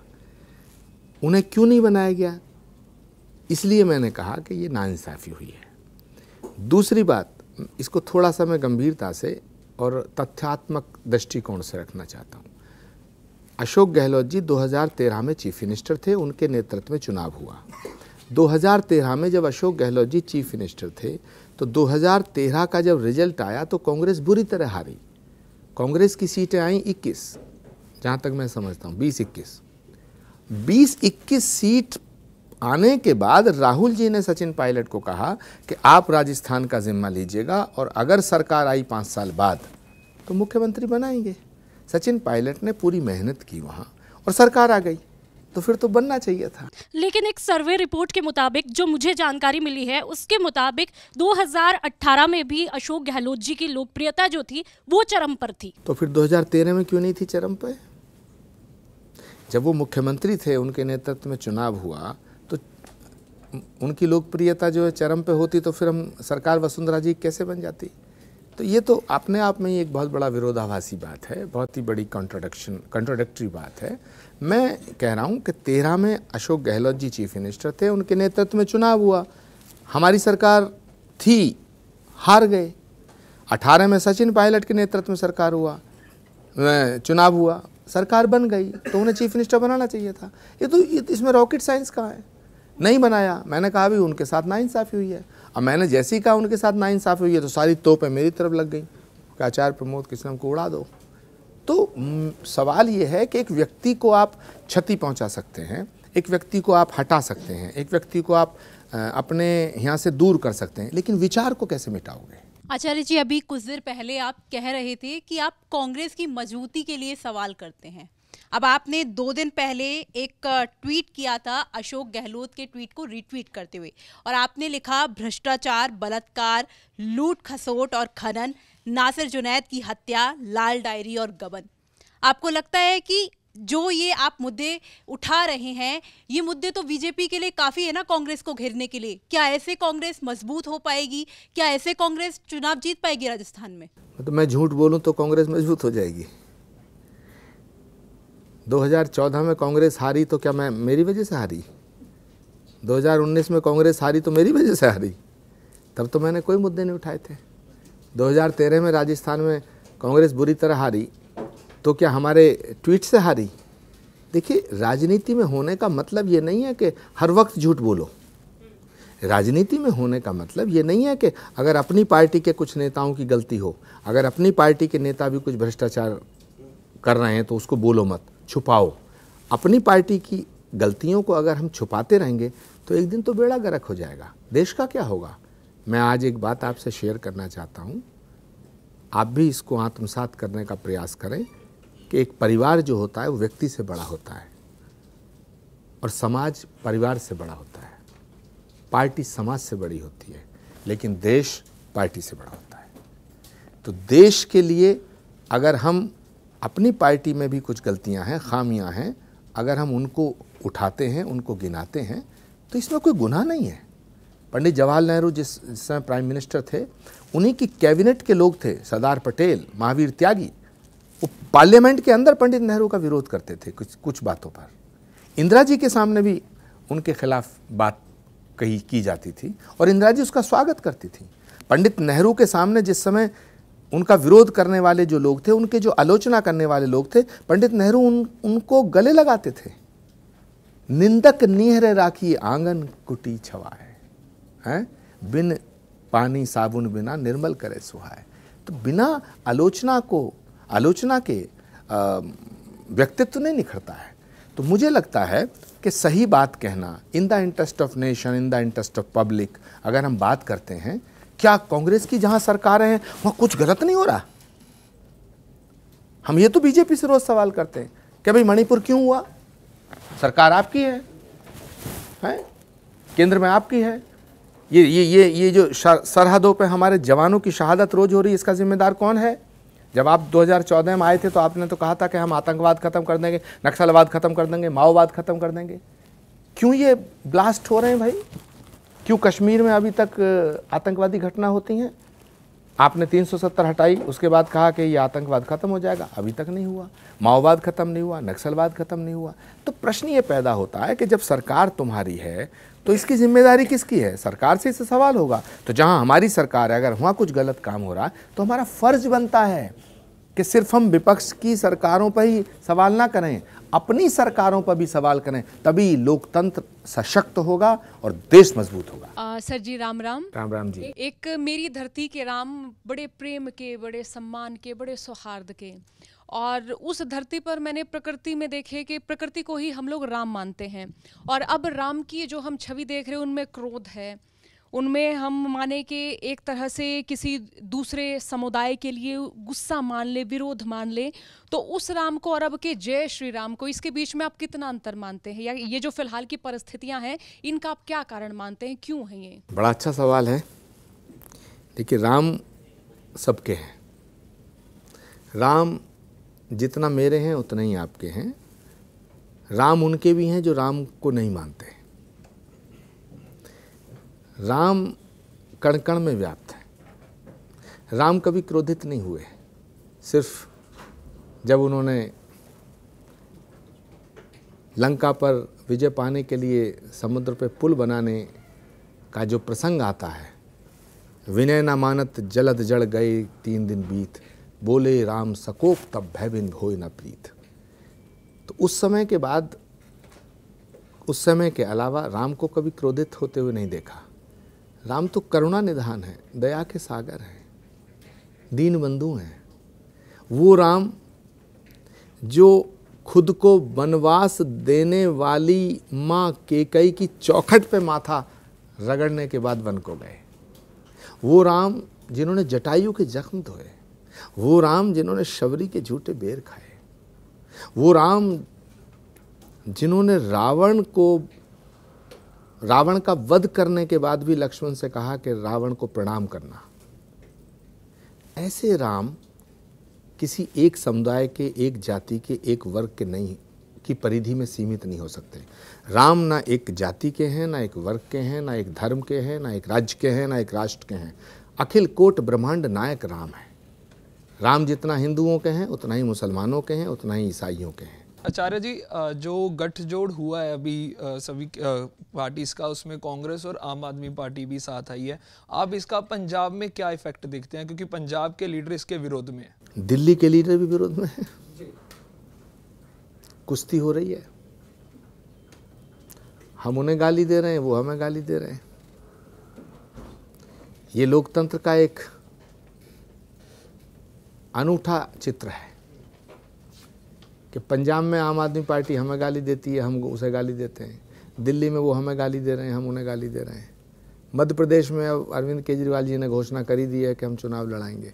राजस्थान और छत्तीसगढ़ में भी चुनाव लड़ाने की तैयारी में आम आदमी पार्टी है। तो ये तो कांग्रेस के शीर्ष नेतृत्व को सोचना चाहिए, विपक्ष को सोचना चाहिए कि अगर मिलना है तो दिल से मिलो, हाथ मिलाने से क्या फ़ायदा। और एक बात मैं आपको बताऊं, एक मंच पे आकर अगर नेता खड़े हो जाएं तो उनके फॉलोअर्स मिल जाएं, ऐसा नहीं होता है। 2019 के चुनाव में अखिलेश यादव जी और मायावती जी मिलकर चुनाव लड़े, वर्षों पुरानी तमाम दुश्मनी को ख़त्म कर दिया। लेकिन अखिलेश यादव जी की पार्टी के कार्यकर्ताओं ने मायावती जी को स्वीकार नहीं किया और मायावती जी के कार्यकर्ताओं ने अखिलेश यादव जी को स्वीकार नहीं किया। उसका परिणाम क्या हुआ? बीजेपी प्रचंड बहुमत से फिर जीती। तो मेरा कहने का मतलब ये है, 2017 में जब अखिलेश जी चीफ मिनिस्टर थे, राहुल गांधी जी अध्यक्ष थे, तो राहुल जी ने तमाम मर्यादाओं को साइड करते हुए, तमाम बंधनों को तोड़ते हुए, जबकि समाजवादी पार्टी और कांग्रेस पार्टी के अंदर बहुत दूरियां थी, राहुल गांधी जी ने बड़ा दिल दिखाते हुए समझौता किया। लेकिन 2017 में हम बुरी तरह हारे। क्यों? कांग्रेस पार्टी के कार्यकर्ताओं ने समाजवादी को एक्सेप्ट नहीं किया और समाजवादियों ने कांग्रेस को एक्सेप्ट नहीं किया। तो मुझे लगता है कि सारे नेताओं के एक मंच पे आने से बीजेपी को हराना बहुत आसान हो जाएगा। मैं ऐसा नहीं मानता। आचार्य जी, पिछले दिनों देश में मणिपुर दंगों की शक्ल में एक बहुत बड़ी त्रासदी हुई। विपक्ष का लगातार ये आरोप रहा कि प्रधानमंत्री नरेंद्र मोदी जो बच्चों के इम्तिहान से चंद्रयान तक हर चीज़ में अपनी राय रखते हैं, वो बहुत दिनों तक उस त्रासदी पर कुछ नहीं बोले। प्रधानमंत्री नरेंद्र मोदी के रवैये पर आपकी क्या राय है मणिपुर दंगों के संदर्भ में? नहीं, जो मणिपुर का दंगा हुआ उसकी जिम्मेदारी तो बीजेपी की है। प्रधानमंत्री नरेंद्र मोदी की चुप्पी पर आपको क्या लगता है कि उनका जो रवैया था वो कुल मिलाकर आप कैसे देखते हैं उसे? नहीं, देखिए, आरोप लगाने को तो मैं लगा दूंगा कि हाँ भाई प्रधानमंत्री की जिम्मेदारी है, प्रधानमंत्री चुप क्यों रहे, प्रधानमंत्री बोलते क्यों नहीं है। लेकिन उसके जवाब में एक सवाल फिर खड़ा होगा कि जब प्रधानमंत्री संसद में बोले तो विपक्ष बाहर क्यों चला गया? सवाल के जवाब में सवाल है। तो हम सिर्फ इसलिए राजनीति कर रहे हैं कि हम सिर्फ झूठ बोलेंगे, विपक्ष पर आरोप लगाएंगे? अगर हम ये सवाल खड़ा करेंगे कि किसी राज्य के लॉ एंड ऑर्डर की व्यवस्था को, अगर उसके लिए हम देश के प्रधानमंत्री को जिम्मेदार ठहराते हैं, तो फिर कांग्रेस शासित राज्यों में भी जब जब जो हुआ उसके लिए भी प्रधानमंत्री को जिम्मेदार ठहराया जाएगा। तो प्रश्न ये पैदा नहीं, स्टेट का सब्जेक्ट है ना। तो मणिपुर की सरकार की जिम्मेदारी बनती थी कि मणिपुर को बचाया जाता, और केंद्र सरकार की जिम्मेदारी ये बनती थी, मैं प्रधानमंत्री जी की जिम्मेदारी ये जरूर मानता हूँ कि उन्हें कोई सख्त फैसला मणिपुर के मुख्यमंत्री के खिलाफ लेना चाहिए था कि आखिर मणिपुर में ये आग क्यों लगी, और अगर लग गई थी तो इसे समय रहते बुझाया क्यों नहीं गया। तो ये उनकी रिस्पॉन्सिबिलिटी थी, और ये प्रधानमंत्री ने अपने कर्तव्यों का जो निर्वहन उन्हें करना चाहिए था, उसमें मुझे लगा कोताही हुई है, उसमें कहीं चूक हुई है। और जब जब मणिपुर का इतिहास लिखा जाएगा तो इसमें इस चूक का जिक्र ज़रूर होगा। मैं बेमतलब प्रधानमंत्री को इस मसले में घसीटूं, वो मेरे लिए उचित नहीं होगा। लेकिन देश के किसी भी राज्य में कुछ भी होता है तो अल्टीमेटली प्राइम मिनिस्टर उसके लिए जिम्मेदार हैं, मगर उससे पहले राज्य की सरकार जिम्मेदार है। यदि राज्य की सरकारें अपने कर्तव्यों का निर्वहन ठीक से नहीं कर पा रही हैं तो फिर प्रधानमंत्री को एक्शन लेना चाहिए था। प्रधानमंत्री जी ने वहाँ की सरकार के खिलाफ एक्शन नहीं लिया, यहाँ एक चूक हुई। आचार्य जी, लोग कहते हैं कि देश में कुछ ऐसा माहौल पनप गया है कि एक समुदाय दूसरे समुदाय के खिलाफ रोष से भर रहा है, घृणा से भर रहा है। आप भी नासिर जुनैद कन्हैया को लेकर पर्याप्त पीड़ित नज़र आ रहे हैं उनके साथ जो हुआ। आपने महात्मा गांधी का जिक्र किया कि रघुपति राघव राजा राम से वो बात अपनी शुरू करते थे, लेकिन वो ये थोड़ी नहीं कहते थे कि कुतुब मीनार हिंदुओं का है, ताजमहल हिंदुओं का है, हिंदुओं को वापस कर दो। आपको नहीं लगता है कि इस तरह के बयान से इस नफ़रत के माहौल को और हवा मिलती है? एक दूसरा सवाल इसमें, आप यूपी से आते हैं, मैं भी यूपी से आता हूँ। यूपी में कांग्रेस की बहुत बुरी हालत है, अजय राय को प्रदेश अध्यक्ष बनाया गया है। आपकी क्या राय है कि क्या वो कांग्रेस को कुछ नई दिशा दे पाएंगे उत्तर प्रदेश में? 2024 में कांग्रेस की क्या संभावना है आप देख रहे हैं यूपी में? देखिए, उत्तर प्रदेश में हम पिछले 32-33 सालों से सत्ता से बाहर हैं। कांग्रेस की हालत जो बुरी है वो आज ही नहीं है, पिछले 32 सालों से। हमने वहाँ कई अध्यक्ष भेजे, हम जो अध्यक्ष भेजते हैं, कांग्रेस पार्टी का शीर्ष नेतृत्व जो फैसला लेता है, जो लीडरशिप प्रदेश को दी जाती है, वो ये सोच के दी जाती है, इस भरोसे के साथ, इस विश्वास के साथ, इस उम्मीद के साथ दी जाती है, शायद कांग्रेस मजबूत होगी। लेकिन बहुत से प्रयोग किए जा चुके हैं, वो कोई सफल नहीं हो पाया। जब राज बब्बर जी को अध्यक्ष बनाया गया तब भी उम्मीद थी कांग्रेस अच्छा करेगी। फिर लल्लू जी को अध्यक्ष बनाया गया तब भी उम्मीद थी कांग्रेस अच्छा करेगी। फिर खाबड़ी जी को अध्यक्ष बनाया गया तब भी उम्मीद थी कांग्रेस अच्छा करेगी। लेकिन निरंतर ग्राफ गिरता चला गया। अब अजय राय जी को अध्यक्ष बनाया है, अब भी उम्मीद है कांग्रेस अच्छा करेगी। लेकिन क्या करेगी, कितना करेगी, कैसे होगा, ये तो समय बताएगा। हम उम्मीद करते हैं, हमें भरोसा है, अजय राय एक अच्छे व्यक्ति हैं, जुझारू नेता हैं, तो लड़ाई लड़ेंगे, संघर्ष करेंगे। बंजर भूमि है, खोदेंगे, उसे पानी देंगे, बीज डालेंगे, पौधा उगेगा, नहीं उगेगा, पौधा वृक्ष बनेगा, नहीं बनेगा, ये तो समय बताएगा। नासिर जुनैद की हत्या हुई, कन्हैया की हत्या हुई, तो देश में एक माहौल ऐसा है कि एक धर्म दूसरे धर्म के खिलाफ रोष दिख रहा है लोगों में।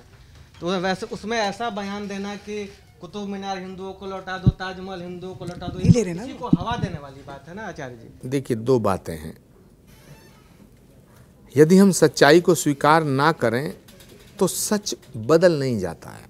ये हमारे ऊपर है, सच को स्वीकार करें या ना करें, सच तो सच ही रहता है।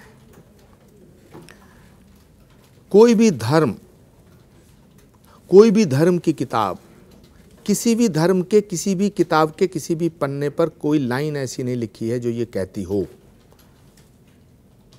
कि किसी की हत्या करना ठीक है, किसी से नफरत करना ठीक है। सभी धर्मों के सभी धर्म ग्रंथ ये कहते हैं कि प्रेम का नाम, सद्भावना का नाम धर्म है, सेवा का नाम धर्म है, अहिंसा परमो धर्मा। तो जब अहिंसा परमो धर्मा, हमारा शास्त्र उद्घोष करता है विश्व बंधुत्व, हमारे शास्त्र की उद्घोषणा है वसुधैव कुटुंबकम, तो जो धर्म पूरी वसुधा को एक परिवार मानता, पूरी वसुधा को एक कुटुंब मानता है, वो किसी दूसरे धर्म के मानने वाले की हत्या कैसे कर सकता है? जिस धर्म में चींटी को मारना भी पाप है, वो किसी दूसरे धर्म को मानने वाले इंसान को कत्ल कैसे कर सकता है? मुझे लगता है ये धर्म नहीं है, ये अधर्म है। किसी निर्दोष की हत्या करना अधर्म है। इसीलिए मैं कहना चाहता हूं कि जो लोग धर्म का नाम लेकर के और दूसरे धर्म को मानने वाले लोगों पे हमला या उनकी हत्या करते हैं, वो ना हिंदू हैं ना मुसलमान हैं, वो कुछ और हैं। मैं उनका समर्थन नहीं करता। अब सवाल है कुतुब मीनार का, लाल किले का, ताजमहल का, तो ये बात सच है कि ये मुगलिया पीरियड के अंदर इन इमारतों का निर्माण हुआ।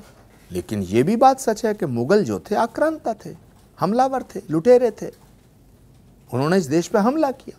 हमारे आइडियल मुगल नहीं हो सकते। हमारे आइडियल राम, कृष्ण, बुद्ध, महावीर, नानक, शिवाजी, गोविंद सिंह जी और महाराणा प्रताप हैं।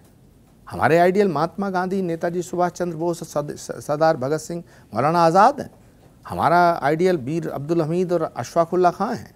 हमारे आइडियल ये धर्म के नाम पे जो आतंकवाद फैला रहे हैं, ये नहीं हो सकते हैं। तो ये बात अपनी जगह ठीक है कि ये सब इमारतें मुगलों ने बनाई, लेकिन बनी तो भारत की मिट्टी से हैं, तो इन पर भारत का अधिकार ही होना चाहिए। और ये भी बात सच है कि सनातन धर्म सबसे प्राचीन धर्म है। सनातन धर्म ही वो धर्म है जो सत्य शाश्वत, सत्य सार्थक सर्वथा। सनातन धर्म सबसे प्राचीन धर्म है और सनातन धर्म का जो ओरिजिन है वो भारत है। तो भारत की मिट्टी में सनातन नहीं बसेगा तो कहाँ बसेगा? 17 मई 2022 को आपने कहा कि कुतुब मीनार और ताजमहल को लौटा दो, तो शाहजहां ने जो मुमताज़ बेगम के लिए बनाया ये ताजमहल, इसका आप क्या करेंगे? मैंने किस कॉन्टेक्स्ट में कहा था? ज्ञानवापी के कॉन्टेक्स्ट में कहा था। नहीं, मैंने ये जो आप जो जिक्र कर रहे हैं, ये वो विषय है कि जब किसी ने ये कहा कि ताजमहल मंदिर है, तो मैंने कहा था कि इसे हिंदुओं को सौंप देना चाहिए। सर, आप 2014 का लोकसभा चुनाव संभल से लड़े, 19 का लखनऊ से लड़े, अब 24 के चुनाव सामने हैं। और 24 में मतलब जो संभल की सीट है वो बीजेपी के लिए हमेशा से कठिन रही है। 14 में तो मोदी लहर ऐसी थी कि वो क्लियर हो गई, 19 में फिर हाथ से निकल गई। अब 24 में क्या आप कोशिश में हैं कि संभल से लड़ेंगे? अगर संभल से लड़ेंगे तो क्या आप भाजपा की टिकट से लड़ेंगे? देखिए, संभल एक बहुत ही ऐतिहासिक जगह है। संभल के विषय में मैं आपको बताना चाहता हूँ एक बहुत इम्पॉर्टेंट बात कि संभल वो जगह है, हमारे पुराणों के अंदर ये लिखा हुआ है कि भगवान विष्णु का अंतिम अवतार श्री कल्की के रूप में संभल में होगा। स्कंद पुराण में, भविष्य पुराण में, श्री कल्की पुराण में और श्रीमद् भागवत में। श्रीमद् भागवत का एक श्लोक है कि भगवान का अवतार कहाँ होगा, किस रूप में होगा, उसके विषय में लिखा हुआ है कि संभल ग्राम मुखस्य ब्राह्मणस्य महात्मना भवने विष्णु यशस्य कल्की प्रादुर्भविष्यति। यानी कि संभल नामक स्थान पर विष्णु यश नाम के ब्राह्मण के यहाँ भगवान का पूर्ण अवतार, अंतिम अवतार कल्की के रूप में अवतार लेगा। और उसी संभल को इन पुराणों की इस उद्घोषणा के आधार पर इंदौर की महारानी अहिल्याबाई होलकर ने श्री कल्की पीठ घोषित किया था और श्री कल्की पीठ के पीठाधीश्वर के रूप में मैं आज सेवा में हूँ। संभल पौराणिक नगरी है और संभल ऐतिहासिक नगरी है। संभल को पृथ्वीराज चौहान ने अपनी मिनी कैपिटल घोषित किया था। संभल में आला उदल और पृथ्वीराज चौहान का युद्ध हुआ। संभल एक बहुत ही पावन धरती है, जहाँ भगवान आया वो धरती पवित्र है और जहाँ भगवान आएगा वह धरती पवित्र है। तो मेरा जन्म भी संभल की धरा पे हुआ है। मैं संभल की मिट्टी से बहुत प्रेम करता हूँ। संभल की मिट्टी मेरे माथे का चंदन है, लेकिन चुनाव मैं वहाँ से लड़ूंगा, मुझे नहीं लगता कि मेरे मन के किसी भी कोने में ये ख्याल है। आचार्य जी, मेरा सवाल छत्तीसगढ़ से है। आपने कहा कि आप अक्सर कहते रहे हैं कि बीजेपी जो है वो भगवान के नाम की राजनीति करती है, हिंदुत्व किसी की बपौती नहीं होती। तो अभी बात कर ली जाए छत्तीसगढ़ में, जो भूपेश बघेल है उन्होंने एक योजना की शुरुआत की, वो भी बजरंग बली के नाम पे योजना की शुरुआत की। तो इसे लेके क्या कहेंगे आपकी कांग्रेस भी अब क्या बीजेपी की कॉपी कर रही है, या फिर आने वाले चुनाव को लेकर उनको ऐसा लग रहा है कि भगवान के नाम पर अगर हम ऐसा योजना शुरू करते हैं तो इसका कुछ लाभ हमको मिल जाएगा? कहीं ना कहीं कांग्रेस भी तो अब मतलब जो आरोप बीजेपी पे लगाती आई है कि भगवान के नाम पे राजनीति की, अब वो खुद ही उस रास्ते पे चलने लगी है। इस पे लेके आप क्या कहेंगे? बीजेपी ने राम छीन लिए, कृष्ण छीन लिए, गंगा छीन ली, गाय छीन ली। अब हनुमान जी, अगर भूपेश बघेल ने थोड़ा सा हनुमान जी पे कब्जा कर लिया तो इसमें क्या बुराई है? राम नाम की लूट है, लूट सके तो लूट, अंत समय पछताएगा जब प्राण जाएंगे छूट। तो भूपेश बघेल जी ने बहुत अच्छा काम किया है। हनुमान जी के नाम पर योजना चलाना बहुत अच्छी बात है, क्योंकि हनुमान जी सेवा भाव के अवतार हैं, सेवा भाव के देवता हैं, शक्ति, श्रम, परिश्रम, न्याय के देवता हैं। तो इसलिए मुझे लगता है भूपेश बघेल जी को इस बात के लिए मैं बधाई देना चाहता हूँ। आचार्य जी, आपने बड़ी आसानी से, अभी हमने देखा मणिपुर दंगों को लेकर सवाल हुआ तो आपने प्राइम मिनिस्टर को लगभग डिफेंड किया है और आपने 2 कड़वे शब्द भी उनके लिए बोलना मुनासिब नहीं समझा। आपने साथ में ये भी बोला कि जब प्रधानमंत्री बोल रहे थे तो विपक्ष ने वॉकआउट क्यों किया? विपक्ष के आगे जो विपक्ष के जितने लीडर थे वो राहुल गांधी ही थे जो कि वॉकआउट कर रहे थे। तो मतलब ऐसे जो आपके बयान है उसको देख कर तो लगता है कि बहुत जल्द आप बीजेपी में शायद दिखाई दे सकते हैं। बहुत ज़्यादा मतलब आपसे पूछें कि आप बीजेपी में कब जाएंगे, तो आपके बयान से तो लग रहा है कि आप जिस तरह से बोल रहे हैं सारी चीज़ें, कांग्रेस को लगभग आप अटैक कर रहे हैं और बीजेपी को कहीं ना कहीं आप डिफेंड करते हुए दिखाई दे रहे हैं। सुप्रीम कोर्ट का फैसला सर्वमान्य होता है। सुप्रीम कोर्ट जब कोई फैसला कर देता है तो वो बदला नहीं जाता।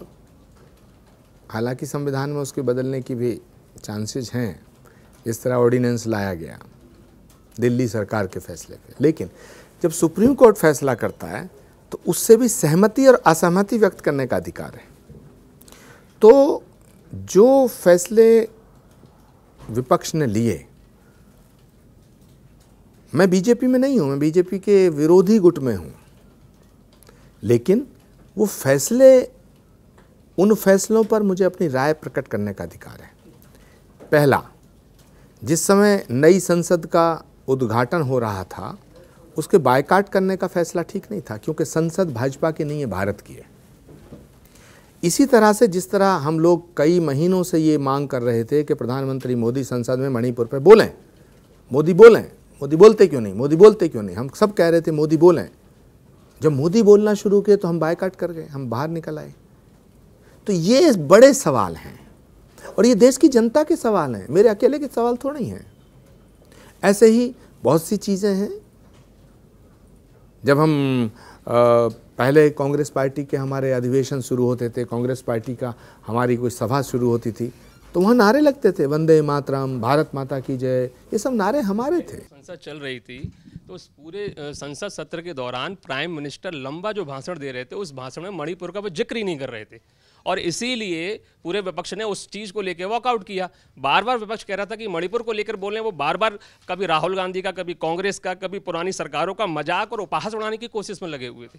बहुत देर तक जब मणिपुर पे जवाब नहीं आया तो विपक्ष ने वॉकआउट कर दिया। अच्छा जी, बड़ी अच्छी बात है। महीनों से चिल्ला रहे थे, 1 घंटा नहीं सुना गया प्रधानमंत्री को। सुनते और उनका विरोध करते, उसका काउंटर करते, सभापति आपको समय देता।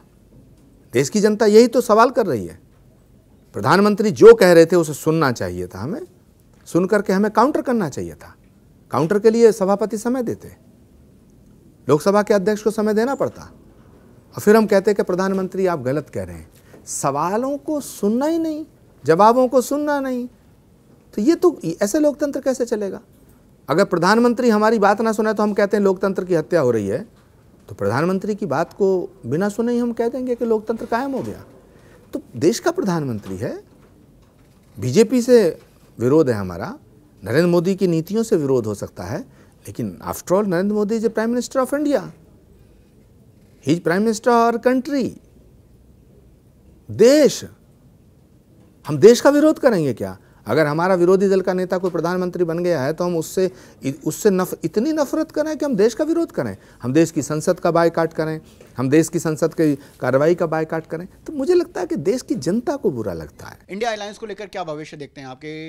ये जो इंडिया अलायंस हुआ है ये काउंटर करने के लिए काफ़ी है प्रधानमंत्री जी के लिए, और आपको क्या लगता है, आपका आकलन क्या है कि 2024 में क्या स्थिति हो सकती है? मैं कामना करता हूँ कि इंडिया अलायंस सफल हो, मेरी भगवान से प्रार्थना है, देश की जनता से भी अपील है, क्योंकि परिवर्तन संसार का नियम है और 10 साल हो गए हैं मोदी जी की सरकार को, तो 24 में ये बदलनी चाहिए। बदल पाएगी या नहीं बदल पाएगी ये देश की जनता को मालूम है और ये देश की जनता का फैसला है, क्योंकि लोकतंत्र में सारी शक्तियाँ जनता में निहित हैं और जनता ही जनार्दन है। 2024 से पहले 5 राज्यों में चुनाव होने हैं, राजस्थान, मध्य प्रदेश, छत्तीसगढ़, तेलंगाना और मिजोरम। मैं 4 राज्यों का आपसे आकलन पूछ सकता हूं कि राजस्थान, मध्य प्रदेश, छत्तीसगढ़ और तेलंगाना में आपको क्या लगता है कांग्रेस का भविष्य। लेकिन मुझे लगता है कि आपके ट्वीट से राजस्थान को मुझे थोड़ा क्लियर हो रहा है, आप गमन कह रहे हैं उसमें। मैं आपका पूरा जीवन ऋणी रहूंगा कि आप मेरे ट्वीट्स को इतना गंभीरता से देखते हैं। जरूरी सवाल है, गमन लिखा है ना आपने? बिल्कुल, जो लिखा वही लिखा है। मतलब राजस्थान में कांग्रेस की सरकार जा रही है, उसका क्या अर्थ है वो आप लगा सकते हैं। गमन का मतलब जाना ही होता है। मध्य प्रदेश, छत्तीसगढ़ और तेलंगाना, उन पे मैंने अभी कोई ट्वीट नहीं किया है। तो आजकल आप ट्वीट से जो है सरकारें बनाते और बिगाड़ते हैं। एक चीज़ आपने कही कि जो प्रियंका गांधी की पॉपुलैरिटी से बड़ी पॉपुलैरिटी कांग्रेस में किसी की नहीं है। अगर हम सर्वेस को देखें, ठीक मान भी लें, क्योंकि सी वोटर का जो सर्वे है, लोक नीति, CSGS के जो सर्वे हैं, वो 2004 में भी हो रहे थे, 14 में भी हो रहे थे और 24 को लेकर भी हो रहे हैं। तो उसमें जो प्रधानमंत्री को लेकर जो सर्वे वो टॉप है, मतलब कि वो सबसे ज़्यादा पसंद है पूरे देश की, और राहुल गांधी 27% हैं, प्रियंका गांधी उसमें दूर तक नहीं है। तो आप जो बात कह रहे हैं कि कांग्रेस का कोई भी ऐसा कैंडिडेट जो प्रियंका गांधी से ज़्यादा लोकप्रिय है, कौन है बताइए? तो वो राहुल गांधी है सीधे तौर पर, क्योंकि वो दूसरे नंबर पर भी आ रहे हैं देश में, और अगर कांग्रेस की तरफ से देखें तो वो सबसे पहले हैं। तो आप उसको स्वीकारते हैं, नहीं स्वीकारते हैं? राहुल गांधी जी एक बहुत बड़े नेता हैं। राहुल गांधी जी कांग्रेस के अध्यक्ष रह चुके हैं। राहुल गांधी आज भी सर्वमान्य नेता हैं कांग्रेस के, मैंने कब मना किया। लेकिन राहुल गांधी जी प्रधानमंत्री पद के कैंडिडेट बने, ये तो उनका फैसला। अगर वो नहीं बन रहे हैं तो मैंने कहा प्रियंका गांधी को बना दीजिएगा। अब ये मैंने कहा है कि प्रियंका गांधी सर्वाधिक लोकप्रिय हैं, तो मेरे अनुभव से मैंने जो महसूस किया मैंने कह दिया। मैंने ये थोड़ी कहा कि इसे मान ही लो। मानना ना मानना तो कांग्रेस का फर्ज है, कांग्रेस का कर्तव्य है, कांग्रेस का अधिकार है। कांग्रेस पार्टी अगर चाहती है तो मेरी बात को मान ले, कांग्रेस पार्टी अगर नहीं मानती है तो ना माने। कन्हैया कुमार से कोई आपकी पर्सनल अदावत है? मैं कभी उनसे मिला नहीं, ना वो मुझसे मिले। मिलेंगे तो मेरे कोई दुश्मन थोड़े ही बेचारे। दुश्मनी तो आप इतनी निकाल रहे हैं। किसने कह दिया? ऐसी बातें कह रहे हैं। और आप मुझसे सीधे इतने तगड़े सवाल कर रहे हो तो क्या आप मेरे दुश्मन हैं? मैं तो स्वागत कर रहा हूँ आपका। 24 में आज की तारीख के बताइए ना, आज की तारीख के हिसाब से 24 में किसकी जीत होगी, बीजेपी और इंडिया, या मैं स्पेसिफिक कर दूं कांग्रेस? भारत की। हेमंत बिस्वा शर्मा ने अपना बायो जब चेंज किया था तो इंडिया को भारत कर दिया था, पता है आपको? तो इंडिया भारत है ही, भारत इंडिया है। आप क्लैरिटी से बोल दिया करिए। आप मेरा वध कराना चाहते हैं क्या? कांग्रेस का पीएम फेस राहुल या प्रियंका? दोनों में से कोई बन जाए। राजस्थान में कांग्रेस की जीत या हार? तो मुझे जीत तो कहनी पड़ेगी। कांग्रेस का वर्तमान विचार क्या है, सेंटर या लेफ्ट? ये बहुत अच्छा सवाल है। कुछ लोग हैं जो कांग्रेस को वामपंथ के रास्ते पर ले जाना चाहते हैं, जिस पर मैंने भी सवाल किया है, जबकि कांग्रेस पार्टी हमेशा मध्य मार्ग की पार्टी रही है, आज भी है। कुछ लोग प्रयास कर रहे हैं इसको वामपंथ बनाने का, ये गलत है। और कांग्रेस के बहुत से नेता, बहुत से कार्यकर्ता इस बात से दुखी हैं कि कांग्रेस अपनी मुख्य धारा को छोड़ती जा रही है। हमें कोशिश करनी है कि कांग्रेस अपनी उसी धारा में वापस आए जो महात्मा गांधी, पंडित जवाहरलाल नेहरू, सुभाष चंद्र बोस, मौलाना आज़ाद, इंदिरा गांधी, राजीव गांधी का मार्ग है, हम उस पर चलें। एक स्पेसिफिक होकर सवाल पूछ लेता हूँ। संदीप सिंह जो पहले राहुल गांधी के साथ एडवाइज़र थे, वो अभी प्रियंका गांधी के साथ काम कर रहे हैं। संदीप सिंह जो हैं वो पहले जेएनयू में पढ़ चुके हैं और इस तरीके की बराबर बानगी जो है कांग्रेस की तरफ से लग जाती है कि साहब ये लेफ्ट विचारधारा इन्होंने इंट्रोड्यूस कर दी है। आप संदीप सिंह को लेकर इस सब बात पर जिक्र करते हैं कभी? वैसे तो किसी को किसी व्यक्तिगत सवाल पर उत्तर देना ठीक नहीं होगा, लेकिन जहाँ तक मैं समझता हूँ वो एक महापुरुष हैं, अच्छा काम कर रहे हैं। कांग्रेस में कन्हैया कुमार का आना सही या गलत, या लेना सही या गलत? नहीं, कन्हैया कुमार कोई आतंकवादी तो है नहीं, उनका आना गलत कैसे हो सकता है? तो बिना कन्विक्शन के आप फिर उनको इस तरीके से टुकड़े टुकड़े गैंग और इस तरह की बातें हैं कि जेएनयू में नारे लगे, ये सब बोल देते हैं। अब आप ये मत कहिए कि मैंने नाम नहीं लिया। वो तो पूरा देश जानता है किसने क्या कहा। कन्विक्शन क्या हुआ? आप न्याय प्रक्रिया पर विश्वास रखते हैं देश की? कांग्रेस में कोई भी आ सकता है जो आतंकवादी ना हो, देशद्रोही ना हो, जो इस देश की सांप्रदायिक सद्भावना में विश्वास रखता हो, सौहार्द की बात करता हो, महात्मा गांधी की आइडियोलॉजी को मानता हो। कांग्रेस नेतृत्व फैसला करता है, सबका स्वागत करता है। ठीक, ये ऋषि का एक सवाल था। मेरा एक मतलब सवाल ये है कि मुझे, चूंकि अब भविष्य तो आप बता रहे हैं, तो आपके प्रभाव में आकर एक भविष्य मैं भी देख पा रहा हूं कि इस इंटरव्यू के प्रकाशित होने पर मुझे लगता है कि बीजेपी से कोई बड़े कद्दावर व्यक्ति का फ़ोन आपको ज़रूर आ जाएगा। मुझे लगता है कि एक सवाल जिस बेबाकी के साथ आप कह रहे हैं, इस बेबाकी की कांग्रेस को बहुत दरकार है। ये बेबाकी बीजेपी में भी दिखती है। इस तरह के कट टू कट बयानात जो हैं वो गृह मंत्री हैं अमित शाह, उनसे दिखाई देते हैं, वो सदन के पटल पर हो या बाहर हो, पत्रकारों से बातचीत के दौरान हो। तो अमित शाह आपको कैसे नेता लगते हैं? अमित शाह फोन करेंगे तो किस तरह की बातचीत करेंगे आप उनसे? और क्या कांग्रेस को भी अमित शाह टाइप के कुछ दो एक नेताओं की जरूरत है ताकि कांग्रेस रिवाइव करे? राजनीति में वक्त बहुत महत्वपूर्ण है। जब वक्त अच्छा होता है तो हर कोई सिकंदर बन जाता है। ये वो देश है जिसने बहुत दौर देखे हैं, बहुत आंधी और तूफान देखे हैं, बड़े बवंडर देखे हैं। ये देश हर एक आंधी तूफान का मुकाबला करते हुए हर भंवर, हर बवंडर से निकल के आया है। मुझे लगता है अमित शाह जी देश के गृह मंत्री हैं, मैं उनका सम्मान करता हूँ। उन्होंने कुछ महत्वपूर्ण फैसले किए हैं जो बहुत बोल्ड फैसले थे, जो अच्छे फैसले हैं, देश हित में फैसले हैं, उनका सम्मान होना चाहिए। लेकिन जो फैसले, जो बयान देश हित में नहीं है, मैं उनसे सहमत नहीं हूँ। जब वो कहते हैं कि अगर दिल्ली में सरकार बनेगी, बिहार में सरकार बनेगी तो पाकिस्तान में पटाखे फूटेंगे, मुझे देश के गृह मंत्री से ऐसे बयानों की उम्मीद नहीं थी। लेकिन धारा 370 को उन्होंने हटाया, हटाने में उनका योगदान रहा। ये देश के हित में एक अच्छा फैसला था, मैं इसको अप्रिशिएट करता हूँ। क्योंकि राजनीति से बड़ा देश है, राष्ट्र सर्वोपरि, और मैं राष्ट्र को सर्वोपरि मानता हूँ। मेरा दुश्मन भी अगर कोई देश हित में कोई बात कहेगा, अच्छी बात कहेगा, तो मैं उसका समर्थन करने से नहीं चूकूंगा। और मेरा कितना भी बड़ा मित्र हो, यदि वो राष्ट्र के खिलाफ बात करेगा, मैं उसका विरोध करने से भी नहीं चूकूंगा और मैं उसका विरोध करूंगा। आपने जो आरएसएस और बीजेपी के दो एजेंडे हैं, धारा 370 और राम मंदिर, उनको पर तो क्लैरिटी से बता ही दिया। अब यूसीसी पर भी बता दीजिए कि आपका क्या स्टैंड है। भारत के संविधान में ये है कि यूनिफॉर्म सिविल कोड आना चाहिए। बाबा साहब अम्बेडकर ने इस लाइन को खास तौर से लिखा है, तो संविधान से बड़े हम थोड़ी हो सकते हैं। यदि संविधान में कोई चीज़ है तो वो होना चाहिए। अब सरकार करेगी, किस रूप में करेगी, कैसे करेगी, संसद में लाएगी, क्या करेगी, ये समय बताएगा।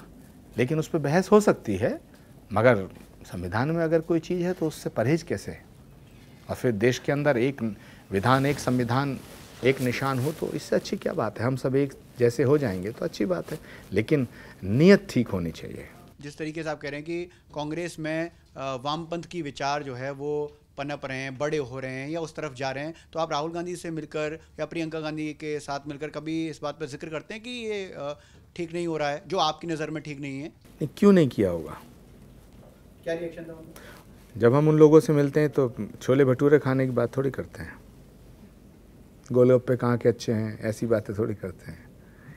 यही बात होती है, देश के हित की बात होती है। आपने इतना समय दिया मंच पर, मैं एक चीज़ और आपसे जानना चाहता हूँ लास्ट, कि आपका कैसा एक्सपीरियंस था? आप निर्मम होकर अपना एक्सपीरियंस भी बता सकते हैं। मुझे बहुत अच्छा लगा, मैं आपके इस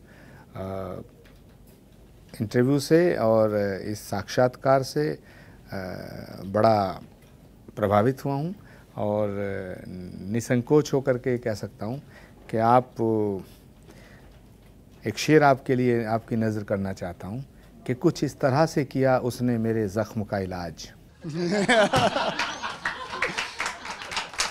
कुछ इस तरह से किया उसने मेरे ज़ख्म का इलाज, कि मरहम भी लगाया तो कांटे की नोक से।